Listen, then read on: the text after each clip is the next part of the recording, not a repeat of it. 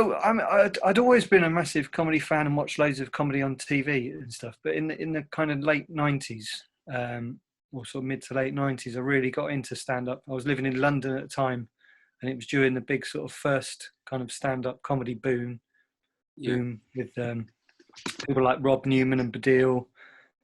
Jimmy Carr was just kind of starting out and becoming a big thing. And I used to go along to watch a lot of comedy.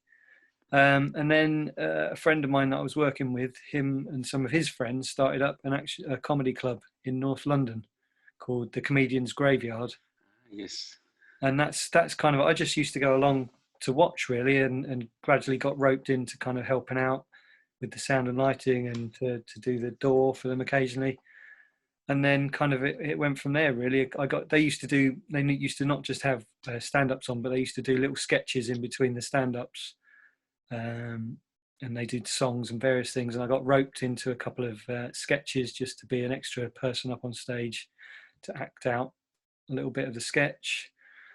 And then gradually through that, eventually I kind of decided to give stand-up a go, because they used to have a little section in the middle called it was called Opportunity Clogs, which was, it probably doesn't mean anything to anyone nowadays, but it was a pun on the old Opportunity Knocks, which was a bit like X Factor back in the 70s, where they'd have singers and comedians come on and try and make it big.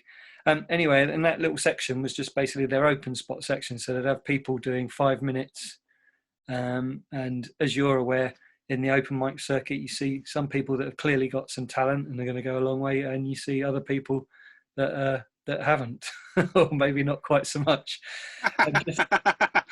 And people often ask me what I was inspired by, and in a way, it was those people that weren't actually that good that inspired me much more than the people that were really good, because I kind of looked at the people that were not so great and thought, well, I could be that bad.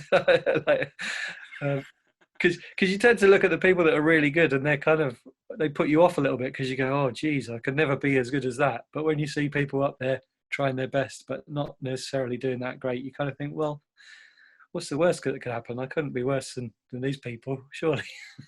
Yeah. And then, I mean, those sort of things I'm guessing you must see now, because I see that as well with some people when they do, even when I do comedy, like doing gigs now, or used to before this, I'd still get intimidated by people that are really good. And I still get that now. Yeah. Oh, man. People are always telling me about I should watch this comedy special on Netflix or this TV show or this person's show, and I can't watch. I find it really difficult to watch comedy nowadays on telly, or even go and see someone live, because if they're really, really good, it's just almost heartbreaking, because I just think, oh, I don't know if I'll ever be that good. And and it's just, yeah, there's people I look to now and I just think, oh man, I don't know how you've even got to that level.